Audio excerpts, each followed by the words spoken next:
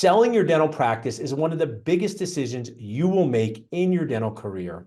Buying a dental practice is the biggest decision. I am thrilled to have with me a transitions expert from DDSmatch, an amazing key resource and sponsor of our Dental Nachos group, to share with us valuable information on how you can make these decisions with success instead of stress. To learn more about how you can connect with this group and this broker, text BUY to 215-543-6454. Or if you're looking to sell your dental practice, text SELL to 215-543-6454.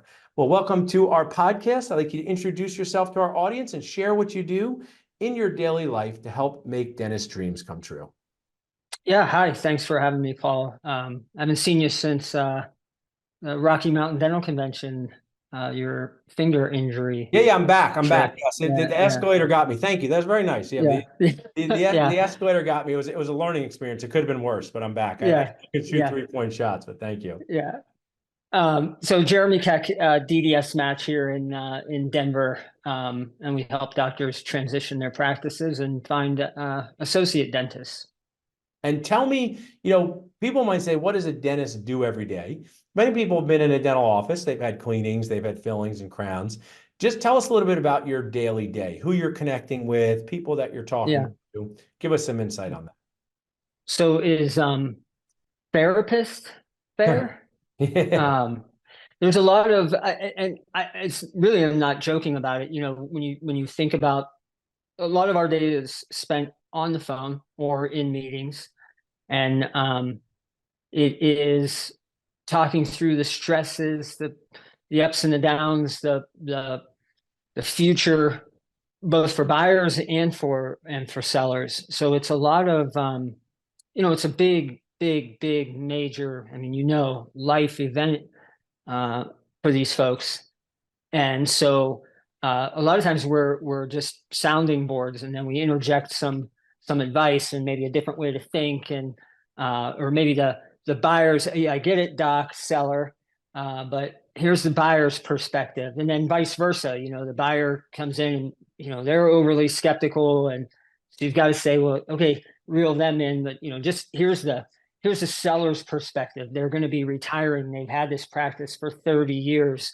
They care about their patients and their staff. And so this is why maybe they reacted this way. And so it's a lot of just sort of managing the different personalities throughout Managing the emotions. And, process. one of Yeah, my and emotions, man. my Yeah. business coach, Aldana Ambler, who's responsible for the startup companies who have any jobs, said that the goal of life, or the job, is we manage energy, and it's truly the key, right? Managing energy. Yeah. I also would Yeah. like to bring up one of my expertises right now, Frozen movies. So in Frozen, the original, Elsa sings "Let It Go," but I don't know if you know this. In Frozen 2, there's a popular song called "Into the Unknown," and as you were talking, that's really the challenge. Both the buyer and the Yeah. seller going into the unknown.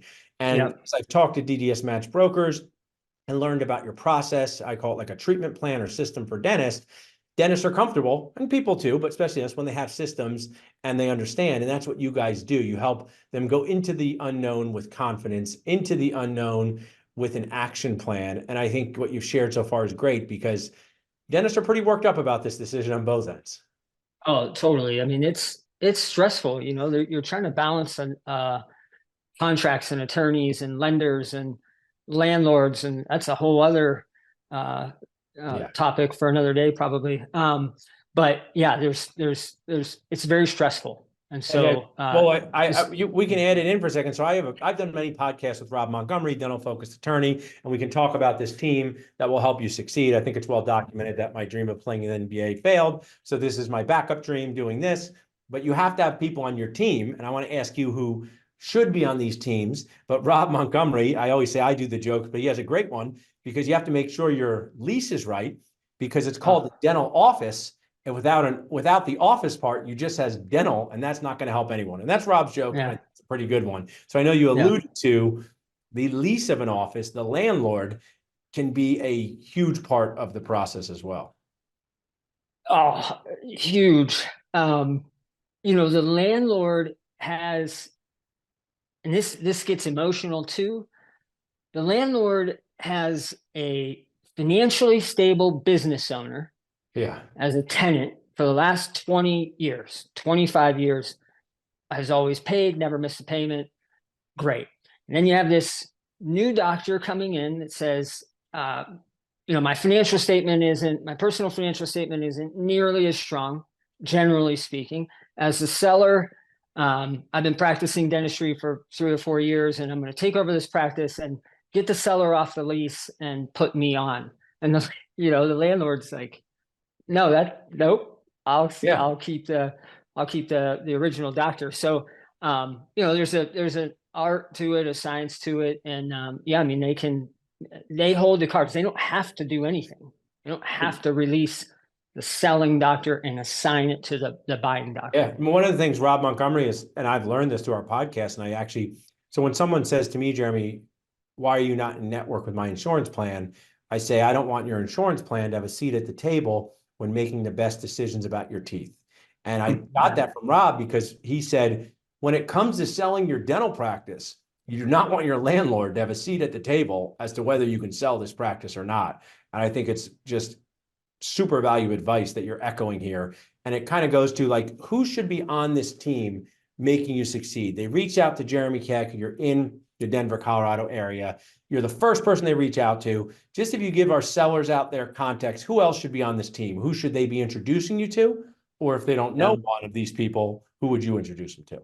Yeah. So, I mean, it's similar, but a little bit different from a seller and buyer perspective. Seller needs an attorney, dental attorney, needs their CPA. Sometimes their CPAs, understand the practice, but, don't know dental as well. I have an EBITDA example of that. But the attorney and the CPA are the big ones.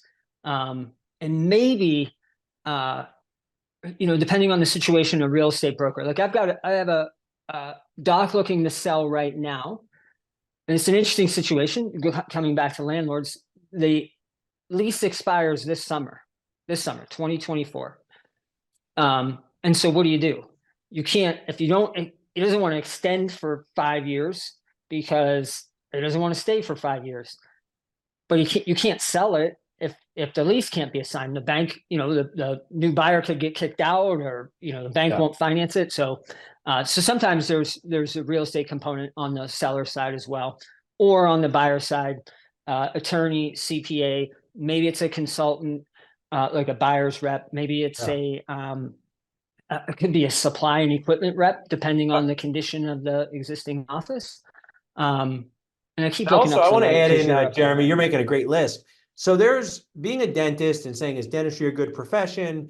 It's wild, right? In some ways it's awesome. In some ways it's annoying. You know what I know? It's very exhausting all the time, right? But I'm a dentist and there's pros and cons. There's ups and downs.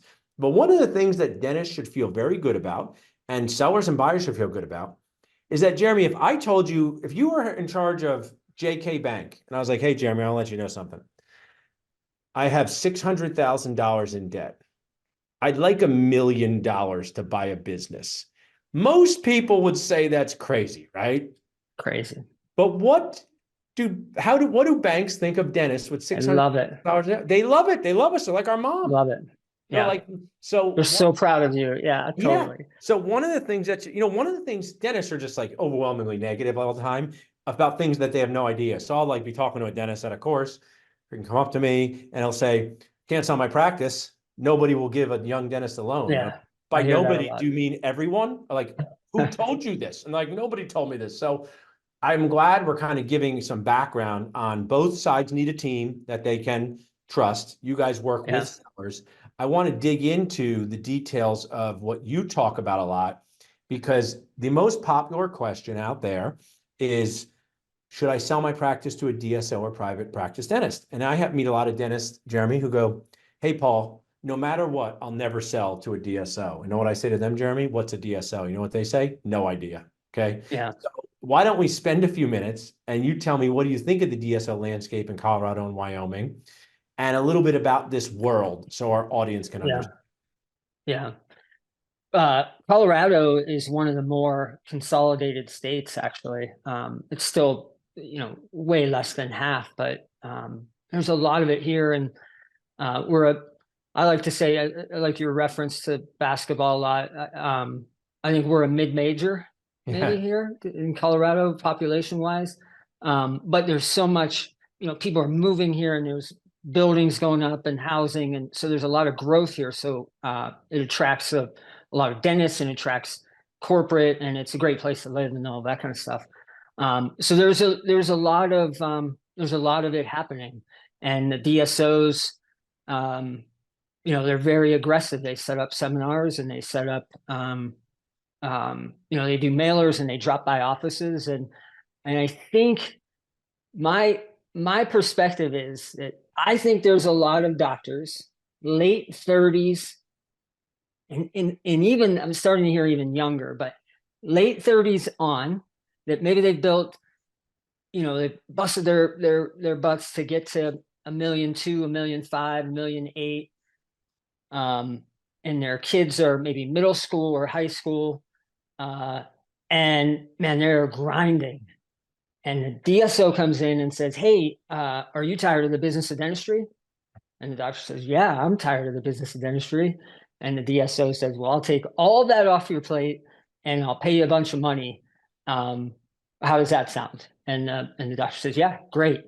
And I really believe that that's a big part of the evolution has been happening for some time, but I believe that's a big part of how it goes down. One of the things is, I'm going to guess you're not going to change careers and become a dentist. So I'm just going to give you some insight into our mind. Okay, thank You you. go to dental school at this age of your life. I'll be happy to support you. But I'm going to guess that. So in clinical dentistry, Jeremy, dentists need so many data points to make a decision, and they're very not trusting. They'll say, "Show me a bite wing x-ray, show me a PA, tell me what the patient's favorite color is. I need all of these things to make a decision." But then over in the business world where they've had no training, and I say this in a poignant way, not in a way to make fun of dentists, because I worked with one of my biggest regrets in life was working with a dual representation broker in 2011 and losing money, right? So I'll say, but you just made such a good point. They say, "Hey, dentist, are you tired of running the business? Yes. Would you like a lot of money? Yes. Where do I sign?" And it's key not to sign without help. And tell us more about that. Tell us what disasters would be caused if you don't get help. Because I've seen dentists burn their practice nachos by moving forward with what you just described without any team on their side. Yeah, I think that the dentist, you're not unlike the rest of us, and that maybe it's sometimes hard to admit that you're lacking knowledge in a certain area, and maybe that might make you look silly or inferior or whatever. And so you talk to your peers and you hear EBITDA, and then you hear multiple of EBITDA, and I've heard you reference your bank interest rate is something along these same lines as well. In that, well, what was your multiple? And what was if it was a bank loan, what was your rate? And there's so much more that goes into it. The DSO has really smart people on their teams, analysts that went to school that can fly around a spreadsheet like wizardry. And they're pulling stuff out of the P&L and making adjustments, and all of this comes down to the adjusted EBITDA, and then they say, "We'll give you a 6 multiple." And the doctor hears 6 multiple. My buddy got 5.5. That's amazing. Well, the multiple doesn't matter if the EBITDA calculation isn't. And I love what you're sharing, such gold. This is, and I didn't know this either, so I don't want to sound, I only learned this from talking to people. This is like on the other side where a buyer goes, "Bank A is giving me 4.2% and Bank B is giving me 4%. Bank B must be better." And I say, "No, you have to look at the entire thing." Now you're over here. So this is such value. So why is 6x not always better than 5.5x? Like why? We have, because I have an example of one group calculates the EBITDA at, I'm going to try to do the math on the fly, 350. Okay. And they give it was 4 multiple, let's just say. So 350 of EBITDA, 4 multiple, we'll put that at 1.4 million. Okay. And same seller, another DSO calculated the EBITDA at 250 and gave 5 multiple. Okay, so that's 1.25. So 350 at 4 is 1.4 million. 250 at 5 Yeah. is 1.25 million. That's a real example What that that happened to practice, one of my. what that practice collect total, roughly? It was actually it was a specialist, and it was doing $1 million. So it's that throws things off a little bit, because specialty is generally more profitable, and but it was doing $1 million, and they ended up selling for 1.4 million, doing 1 million. So one of the things you're sharing, and this is about so their enterprise value was above their total collections. Yeah. But how much, if it's too private, but how much did they get at close? My audience would love this. So you sell Yeah. it. So, if you sell to a private buyer, maybe you get 900 grand. We'll just use that example. You sell to the DSO, you get 1.4. How much are they getting at closing? Yeah. So and times are changing a little bit of how much cash up front versus how much equity. And sometimes that's a decision point for the seller. Like, hey, we can give you 60% cash. We can give you 60%, maybe 70% in some instances, somewhere in the range. So 55% cash up front. So in the situation that I gave, the example that I gave, it was 60% cash up front, and the rest was rolled into the deal, so to speak, into the group. But some doctors want as much rolled into the equity as possible, because they see that future value. They buy into the future value at a recapitalization or private equity event, whatever the jargon is. And they say, well, that will be worth 3 times. So I'll as much as I can put into the leave in equity, that's fine by me. Others say, I don't want that risk. I'll just take the cash, as much cash as Your possible. seller was comfortable with the 60% down, and the rest rolled. Rolled in, and just like pretend we're all 6-year-olds in Philadelphia. The movie Philadelphia, Denzel said, explain these things to me like I'm a 6-year-old. Doesn't Michael Scott say that in The Yeah, Office like too? they do.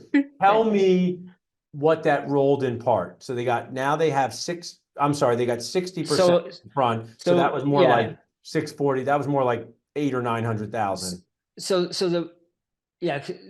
It ended up being, it was 1.5 million total. You'll hear total enterprise value. Yeah. They got right around there. So it was right at about $1 million on a practice doing $1 million. Gotcha. Cash. The rest was equity into split between the holding company and equity at the practice level. Gotcha. Practice level equity is important because they still get some of so they get their associate compensation, but they also get profit, some of the profit. And then how's that for so far for this seller? It's the feedback that I get is that, man, it's different. Like that first, I like to say, hey, your life is going to feel very different for probably a year, is what is the feedback that I get.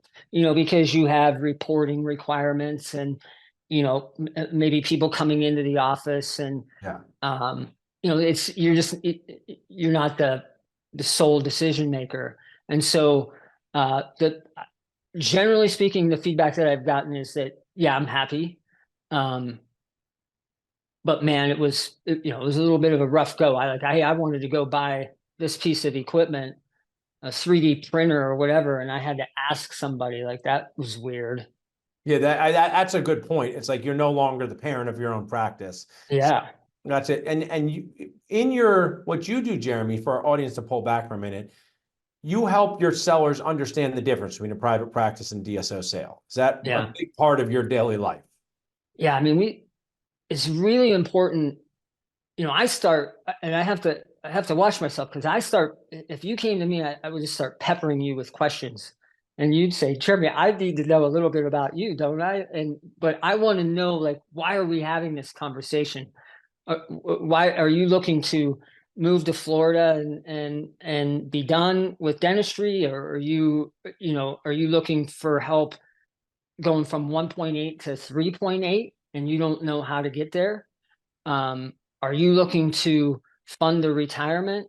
So you're really trying to understand, or how long do you want to practice dentistry? So you're really trying to understand the goals of the doctor. And you're that's why you're pun intended, you're extracting from them, like they extracting. teeth, the details. And then you made that Yeah. therapist, you're half therapist, you're half coach, you're half broker, Yeah. a lot of halves. And I think one of the Yeah. things I can highlight in this is that, people say there's no free lunch, but I disagree, because sometimes I buy my team free lunch and it's free for them, Yeah. so there is free lunch, and It's sometimes I wonderful. get free Yeah. lunch, but there's no deals where someone's 100% loser and wants to do that deal. So when a dentist says, I could sell my practice to a DSO, or I could keep it for 3 years. And if I keep it for 3 years and then sell to a private practice dentist after that, I could make more money. You know what I tell that dentist? They're right. They could. Yeah. They also could get injured. They also have to do all the work. But if that's your road, do that. And then when they sell to a DSO and they say, I'm going to sell to a DSO, but they're going to take some of the profits, I'm saying, yeah, because they gave you more money than a private practice dentist would. And maybe you could help us this is such a great topic.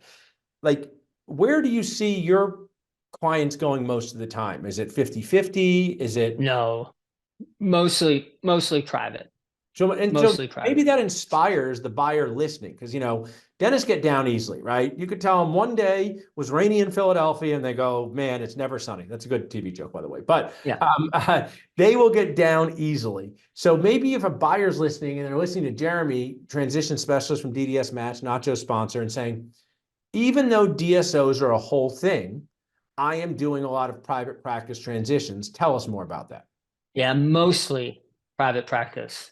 The DSO stuff is growing, where it becomes the conversation I have a lot is where it becomes more of an issue is the buyer that says, I want a $1.5 million practice, metro, 6 ops, highly profitable. Yeah. So now you are competing with other private buyers, but the DSO really wants that one too. And so it becomes more competitive depending on, the seller's goals and all that kind of stuff. So the point that I'm making is that, know that it might be more competitive on the bigger practices, but also I would encourage that maybe there's practice doing 900, and with the reports from Dental Intelligence, and I know they work with you as well, Dental Nachos, but with the reports from Dental Intelligence, you see that, and the production reports and all those kinds of things, you say, well, man, I could get that to 1.2, 1.4, just based on what the current owner is referring out and only working 3.5 days, and I'll go to 4.5 days. And so maybe just open your buy box, if that's the right, I like that. like. Well, one of the things that's, as we start to wrap up, I'm going to ask you a few other questions, but I'll share a quick story. Yeah. When my dad came back from the Air Force in like 1973, I think it was, with my mom, and I was born, his requirement for a practice was anywhere in the state of New Jersey, anywhere in the state of New Jersey. And to be honest, that's a pretty wide range. And now I've talked to dentists where they go, I must be in Middlesex County, New Jersey. You may not be a New Jerseyan, but that is a very specific county where a lot of people want to live. It's between New York and like, there's going to be a lot of competition for that. Yeah. So one of the things I think you're sharing in such a great way is everyone needs to pay attention earlier to make their transition dreams come true from both sellers and buyers. And it sounds like, even though we've talked about the exciting and wild world of DSOs, you're still mostly doing private practice sales. Yeah. And I want to say, why do you think that is, right? The DSOs have all the money. They have Scrooge McDuck money. They're, why are you still doing private practice sales if DSOs are coming to take over the universe? Yeah. Well, the DSOs are a real quick answer is the DSOs want a very specific practice. Right. Yeah. a certain size. The seller needs to not be Which retiring, in but general, can we say is like 5+ operatories yeah, over $1 million in revenue yeah, to really yep, create a floor, right? yep. And they want to be metro, depending on where they currently have practices, um, and so, and then again, they need the seller to stay. And so if there's a retiring doctor, we know the boomers are retiring, um, and they're coming, they're going to be coming in droves. So, that creates a challenge for DSOs as well. Mine is, so So I'll share this, is I don't want to interrupt you, but I just want to inject no, this. go ahead. As a dentist, when you talk, this is your whole beginning is coming to the end. When you say to a dentist, are you tired of running the business? Yes. Do you want a big pile of money? Yes. Do you want to stay for 3 years? No way. And Yeah, suddenly they're willing to compromise on that pile of money very quick. And yeah, that's why private practice buyers should be inspired. I mean, there's going to be yeah, DSO sales, going to be private practice sales. I mean, I think yeah, you've laid it out in a wonderful way that's not demoralizing. It's inspiring to anyone listening because you're basically helping people with both. I mean, you've had yeah. successful DSO sales, it sounds, and successful buyer practice sales. That's As like startup or practice acquisition yes, too. Startup can work really well. what, your point is so well taken. Both can work well, both affect your life very differently. Yeah. If you start up a practice, I tell people, it's going to be more important than your own kids when you're doing it. So it's going to be more important than your own family. If they're safe and your family's secure, you may need to be at that startup for many more hours than an acquisition. And if you do an Yeah. acquisition, you're buying cash flow and patience, but you're also might be getting an office manager who's twice your age, and you may have to figure out how to deal with that. So both affect your life different. And I think it's a perfect way of saying the DSO and private practice sale both can be successful, but both impact your life in a very different way. You said the first year can be quite disruptive because somebody who is used to buying stuff now has to ask for permission. Yeah. Yep. So as we kind of wrap up, you guys do so much amazing work in this transition space. If someone's listening who's a seller and they want to reach out to you, is it as simple as a conversation, as simple as a Zoom? What happens to it? Let's take all this giant talk and bring it down to reaching out to Jeremy. What happens there? Like you're in the forest and you don't know how, there's so many trees and you don't know how to, it's like a parable or something. And the horse says to the little boy, like, the little boy says, I don't know how to get out of the forest. It's so dense. And the horse says, can you see your next step? I don't know if I have that right, but the point is just make a step. This is overwhelming for buyers or sellers. Can feel overwhelming.